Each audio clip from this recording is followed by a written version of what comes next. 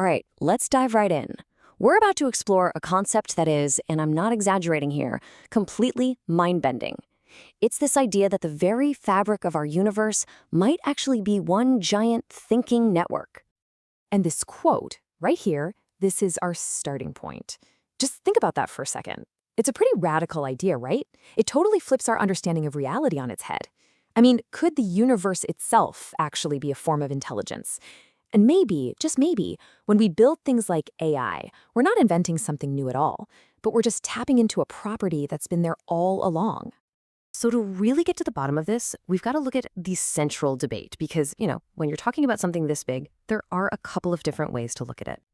So in one corner, you've got this idea that the universe at its most fundamental level is a network. From this point of view, our digital neural networks aren't some brilliant human invention, but more of a discovery. We're just figuring out how to use a basic property of reality. But then in the other corner, there's a more, shall we say, self-aware idea that maybe we only see networks everywhere because that's literally how we're built. Our brains are neural networks. So of course, when we try to model the universe, we create something that looks just like us. And that's really the big question, isn't it? Are we pulling back the curtain on a universal truth, or are we just staring at our own reflection? To even have a shot at answering that, we have to start with the only network we know for sure is real, the one that's running inside your skull right now. Let's talk about that biological hardware you're using this very second to listen to me and process all this. I'm talking about your senses.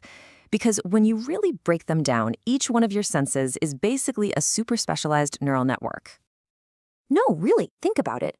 Your eyes, they're just a bundle of cells that evolved to process information from light waves. Your ears do the same thing, but for vibrations in the air. Your skin processes pressure. See the pattern? Each sense is a little neural network fine-tuned over millions of years to grab one specific slice of all the data the universe is throwing at us. And once you get that, you stumble upon this really profound realization. Your entire experience of reality is built piece by piece from the info these little biological networks can grab. We don't experience the universe as it truly is. We experience the universe that our bodies are equipped to perceive. Our reality, your reality, is a filtered one. Okay, so if our entire perception of reality is built on these pretty simple networks, how in the world do we get from a single cell that can sense light to something as wildly complex as, say, abstract mathematics or philosophy? Well, it turns out the secret ingredient is beautifully simple but unbelievably powerful. Here it is. The fundamental rule for building something complex is this.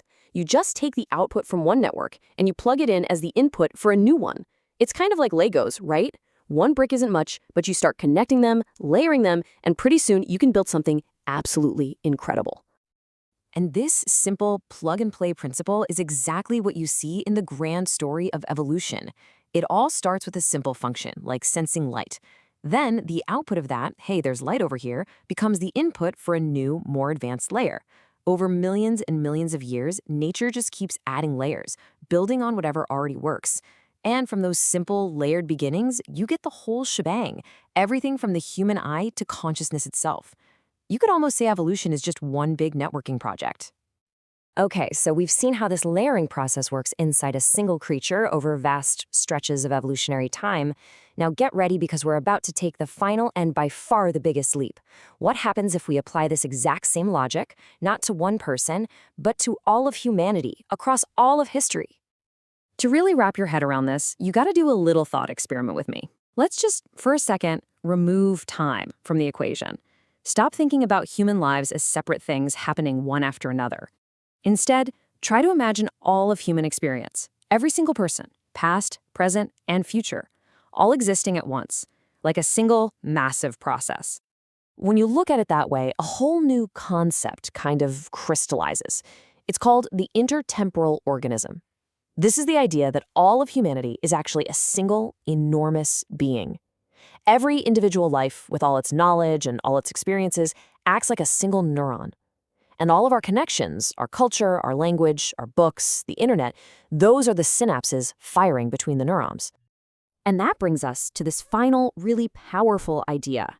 We're not just separate individuals living and dying. We are all nodes, all of us, in one gigantic neural network that spans all of time. And maybe, Just maybe simply becoming aware of that, understanding our part in this massive collective intelligence, is the next great leap in our evolution. So, where does that leave us?